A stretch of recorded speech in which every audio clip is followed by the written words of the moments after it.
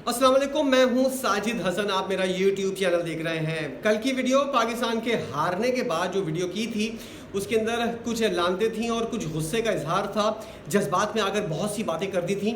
लेकिन आज की इस वीडियो के अंदर हम कुछ टेक्निकल बातें करेंगे और आपको बताएंगे, और आप भी इस बात से ज़रा इत्तेफाक करते हैं या इख्तलाफ करते हैं, क्या मैं सही हूँ या गलत। आप इस बात की निशानदेही कीजिएगा कमेंट के अंदर आकर और बताइएगा कि क्या मैंने वाली बातें सही की हैं या फिर आपके पास इस हवाले से कोई और सोच है। कल हमने जो गलतियां की हैं और पाकिस्तानी टीम को जो गलतियां नहीं करनी चाहिए थी वो अगर करती रहेगी तो इसी तरह मैच हारती रहेगी। पाकिस्तानी टीम ने ये मैच तो हार दिया, लेकिन क्या गलतियाँ की थी, आप इत्तेफाक करते हैं या नहीं, उन गलतियों से ज़रा सुनिए और उसके बाद अपना पॉइंट ऑफ व्यू बताइएगा। आप सब लोगों को यकीनी तौर पर लग रहा होगा, क्योंकि मैंने ये सारी चीज़ें एक एक करके लिखी हैं और कहीं भूल ना जाऊं, कोई चीज़ मिस ना हो जाए, इसलिए मैंने ज़रा सा लिख के रखा हुआ है ताकि आप लोगों के साथ शेयर कर सकूं और आप लोगों का पॉइंट ऑफ व्यू जो है वो इंतहाई अहमियत का हामिल है, वो मैं जानना चाहता हूं। यकीनी तौर पर आप सबको लग रहा होगा कि साहबजादा फरहान ने बहुत कमाल की बैटिंग की है, 58 रन बनाए हैं, 50 रन हाफ सेंचुरी इंडिया के खिलाफ उसने स्कोर की है। और शायद आप लोगों ने ये नहीं देखा होगा कि 34 बॉल पर 51 रन करने के बाद 45 बॉल पर ये सिर्फ 58 रन बना सका। साहबजादा फरहान की सबसे बड़ी गलती ये थी कि वो एक छक्का लगाकर 3-4 डॉट बॉल खेलता है। और अभी शर्मा को भी देखा होगा आपने, उसने कितनी डॉट बॉल खेली है।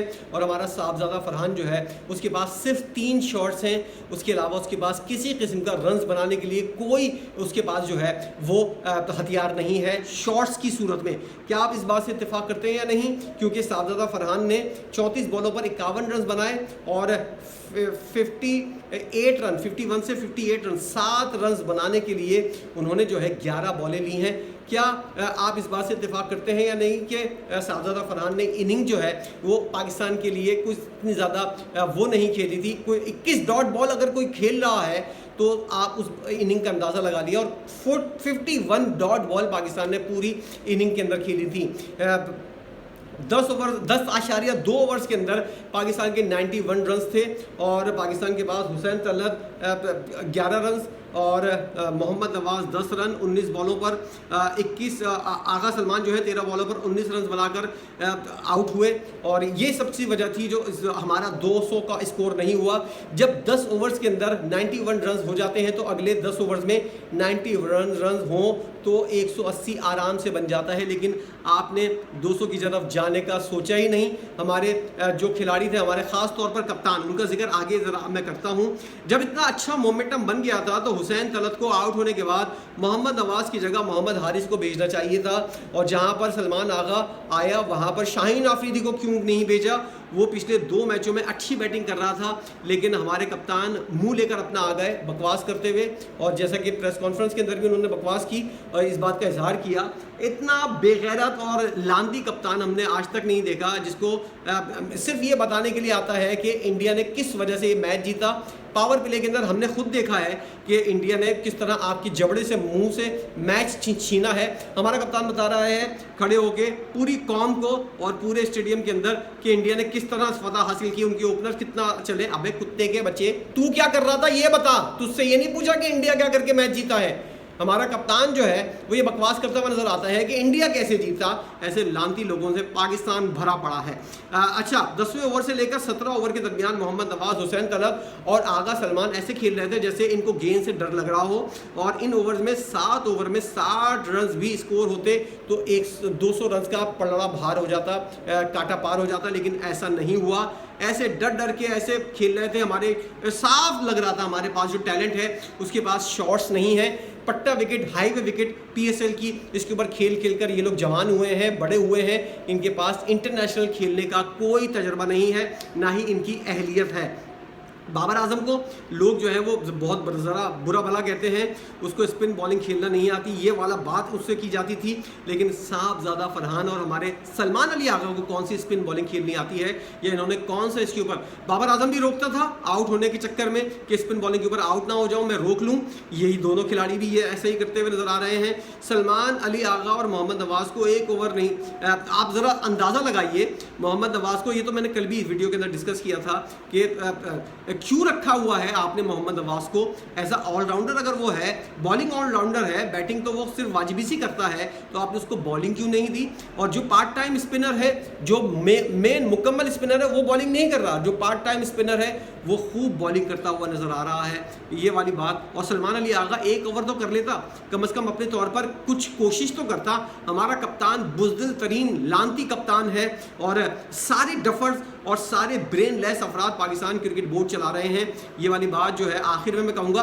पिछली जितनी भी बातें थी जो मैंने आपके साथ 5 पॉइंट्स जो मैंने आपके सामने रखे हैं, क्या आप इन बातों से इत्तेफाक करते हैं या नहीं कि पाकिस्तान जो है इन गलतियों की वजह से हारा और सारे डफर्स और सारे ब्रेनलेस अफराद जो पाकिस्तान के अंदर जमा किए हुए हैं? छठा पॉइंट ये है वो चला रहे हैं आप ज़हीर अब्बास, जावेद मियादाद, रमीज़ राजा को क्रिकेट कमेटी में होना चाहिए, कमेटी के अंदर होना चाहिए, ना कि क्रिकेट बोर्ड के चेयरमैन हो।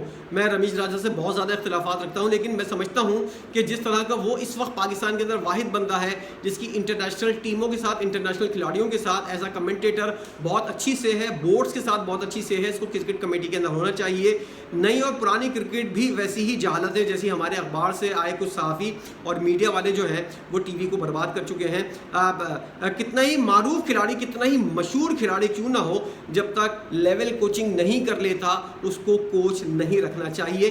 क्रिकेटर को ज़्यादा मुआवजा दिया जाए ताकि वो अपना स्टाफ रख सकें। भारत का एवरेज खिलाड़ी, भारत का आप याद रखिए, इंडिया का एवरेज खिलाड़ी जो है उसको जो पैसे मिलते हैं पाकिस्तान के कप्तान से ज़्यादा मिलते हैं। इंडिया के कप्तान के पैसे तो पूरी टीम को पैसे मिलाकर जितने मिलते हैं ना, उतने पैसे इंडिया के सिर्फ कप्तान को मिलते हैं।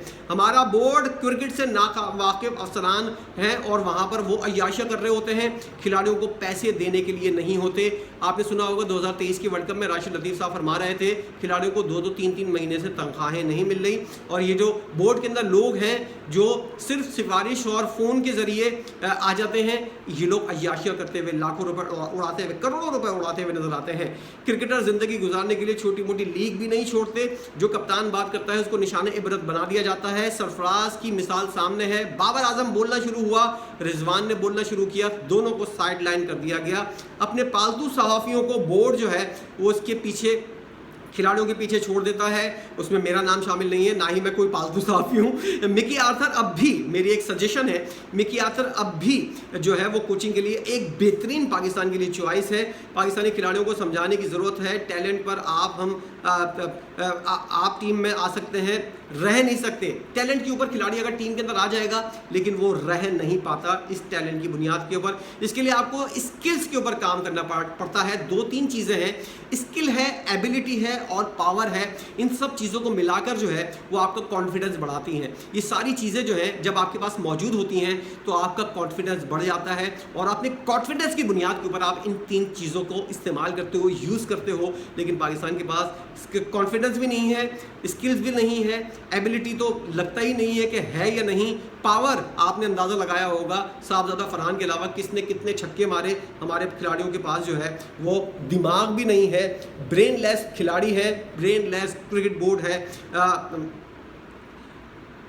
स्किल्स के ऊपर मुसलसल काम करना चाहिए। बैटर के ब्लैक होल्स दूसरी टीमें जल्द पकड़ लेती हैं। हमारे खिलाड़ियों के साथ मसला ये है कि हमारे खिलाड़ी वैसे तो 4-5 शॉट के ही खिलाड़ी हैं हमारे, लेकिन ये किस तरह इनकी जो कमज़ोरियां हैं, ब्लैक होल्स जो हैं, ये दूसरी टीमों का अगर कोई अच्छा बेहतरीन कोच होगा जैसे कि गौतम गंभीर हुआ या फिर और टीमों के ऑस्ट्रेलिया, साउथ अफ्रीका और इंग्लैंड के कोच हैं, ये कोच जो हैं ये खिलाड़ियों के मुखालिफ टीमों के शुरू के 5 खिलाड़ियों की गलतियाँ जो हैं ये पकड़ लेते हैं। 2-3 मैचेस की वीडियोस देखने के बाद इनको अंदाज़ा हो जाता है और ये बॉलर्स को बता देते हैं कि कौन कौन से पॉइंट्स एरियाज के ऊपर बॉल करो, उससे तुम इसको आउट करने में कामयाब हो जाओगे।